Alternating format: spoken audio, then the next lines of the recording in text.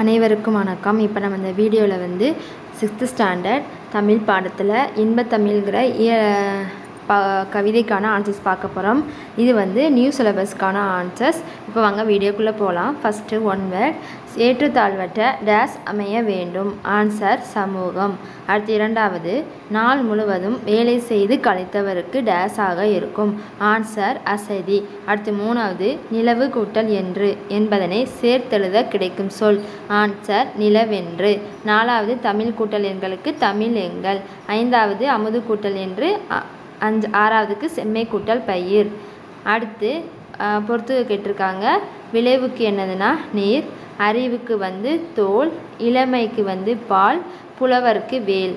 3 4 1 2. திரும்பவும் சொல்கிறேன், 3 4 1 2.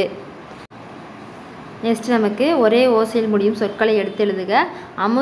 பேர் நேர் கொடுத்துருக்காங்க. நம்ம என்ன எழுதிருக்கோம்னா அமுதென்று நிலவென்று. அடுத்து உயிருக்கு விளைவுக்கு 2 எழுதிக்கோங்க. அமுதென்று நிலவென்று, உயிருக்கு விளைவுக்கு. நெக்ஸ்ட் நமக்கு குருவினா கொடுத்துருக்காங்க. ஃபஸ்ட்டு குருவினாக்கான ஆன்சர், பாரதிதாசன் தமிழுக்கு சூட்டியுள்ள பெயர்கள் யாவை?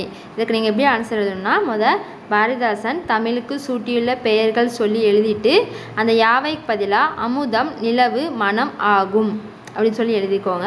பாரதிதாசன் தமிழுக்கு சூட்டியுள்ள பெயர்கள் வந்து அமுதம் நிலவு மனம் ஆகும். யாவை எடுத்துட்டு அதுக்கு பதிலாக அமுதம் நிலவு மனம் ஆகும் எழுதிக்கோங்க. அடுத்து ரெண்டாவது, நீங்கள் தமிழை எதனோடு ஒப்பிடுவீர்கள்? இதற்கான ஆன்சர் வந்து தேன், தங்கம், கரும்பு, சந்தனம், அமுத சுரபி. தேன், தங்கம், கரும்பு, சந்தனம், அமுத சுரபி. நெக்ஸ்ட்டு சிறுவினாக்கான ஆன்சர். ஃபஸ்ட்டு சிறுவினாக்கான ஆன்சர் நமக்கு 2வது பக்கம் இருக்குது. 2வது பக்கம் எடுத்துக்கோங்க. 2வது பக்கத்தில் நமக்கு பாடல் கொடுத்துருப்பாங்க.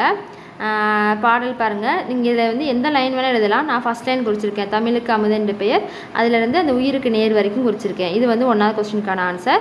இது வந்து 2வது கொஸ்டினுக்கான ஆன்சர். சிறுவினா 2வது கொஸ்டினுக்கான ஆன்சர் பார்த்து எழுதிக்கோங்க. நீரின்றி வேளாண் தொழில் நிகழாது. நீர் இவ்வுலகில் உள்ள அனைத்து உயிரினங்களுக்கும் உயிர் போன்றது.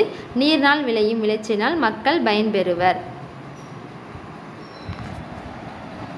பார்த்து இதுக்கு ஆன்சர் நீங்கள் எழுதி வச்சுக்கோங்க. தேங்க்யூ.